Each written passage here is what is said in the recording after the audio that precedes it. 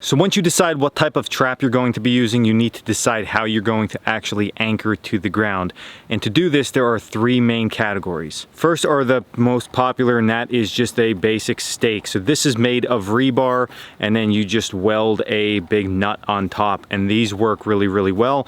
The biggest downfall with these though is that they're very heavy. So if you're gonna carry a lot of these in the field, it's a little bit tough to carry them just because of the actual weight.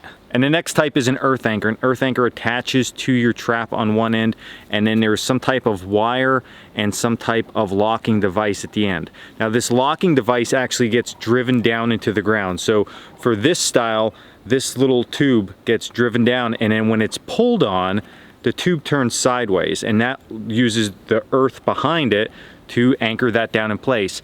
Now, the good thing with these is you can carry a lot of them. They're super lightweight, and you don't have to worry about that extra weight because your traps are gonna give you enough weight and you're not gonna have to carry any extra. The worst part of this though is they're very, very hard to get out of the ground. A lot of people end up just leaving them in the ground, especially if the ground freezes and you don't have something to dig these out. Pulling them out is almost impossible. And then lastly is something called a drag, which just looks like a grappling hook.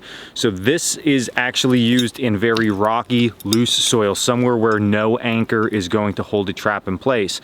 It comes with a very long chain, which you attach to your trap, and then all of this entire setup gets placed in the dirt underneath the trap.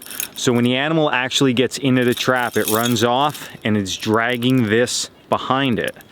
We're hoping when it has a drag on it, it's going to get tangled up, which it normally does pretty quickly, around all type of debris and things like that. So drags work again in rocky, loose dirt where you just can't get a anchor in. The biggest downfall with this is, again, weight, and you see how much more size compared to something like just this. I mean, there's a lot more here. So if you're going to carry 20 of these because you have 20 traps, you're really getting up there. You're gonna need some type of sled or ATV at that point to carry it along. So there are the three styles of anchors that are available for you. You gotta make up your mind. I would suggest to try everyone out and then see which one you like. Me personally, I use the traditional metal stakes the most. Earth anchors come in second, and I use drags, but very, very rarely. So this was Dan Wowak with Coalcracker Bushcraft. Hope you enjoyed this video. As always, check us out at coalcrackerbushcraft.com. And until next video, stay in the woods.